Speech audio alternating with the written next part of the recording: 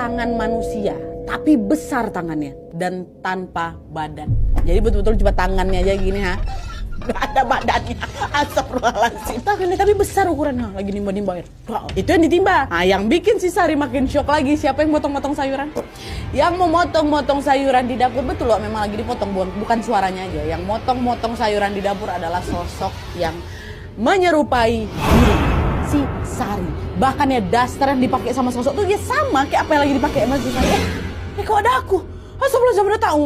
Panik lah dia di situ, langsung lari dari kamar, dikunci ya pintu, dan sepanjang malam itu dia nggak henti-hentinya berdoa sampai pagi, nggak berani tidur juga. Dia suara tuh masih terdengar tuh, astagfirullah. Keesokan harinya dia langsung bergegas menemui si Marni, kakak iparnya kan, dan menceritakan semua kejadian tadi malam. Wadah mbak, aku nggak mau lagi di sini, aku mau balik aja, takut aku, trauma aku di sini mbak, gangguan rumahku ini udah betul-betul nggak betul. Marni sebenarnya udah berusaha beberapa kali bujuk si Sari kan supaya dia mau temenin aku di sini, tapi sayangnya Sari tetap kekeh sama pendiriannya kan, dia nggak mau tinggal lagi di rumah itu, dia nggak mau lagi nemenin kakak. Aku mau pergi dari rumah kau kak, katanya. Nah, karena Sari ini nggak berhasil dibujuk, alhasil ya udahlah, mau nggak mau Marni membiarkan adiknya balik, dia tinggal lagi sendirian di rumah tuh.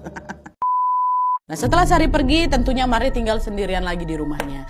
Dan seperti yang sudah kalian tebak, lagi-lagi untuk kesekian kalinya Marni ini dihantui lagi sama serentetan teror mistis. Diteror terus, ada dampak lagi genderuwo nyerupain lakinya. Pokoknya kayak gitu terus terjadi ya kan. Nah, karena dia ini udah nggak tahan lagi dengan semua teror itu, Marni ini pun akhirnya minta lah sama si Pardi untuk mencari orang pintar demi bisa mengusir semua gangguan yang ada di rumah mereka. Baru ini udah aku udah nggak kuat lagi, udah usir aja lah. Dengar itu, untungnya Pardi nurutin permintaan istrinya Wak, dan segera langsung mencari orang pintar, sampai akhirnya dia pun dipertemukan dengan seorang dukun yang namanya Mbah Surip. Nah, pada suatu hari yang sudah ditentukan, Mbah Surip ini datanglah kan ke rumahnya Pardi kan, untuk mengecek situasi dan kondisi yang ada di sana.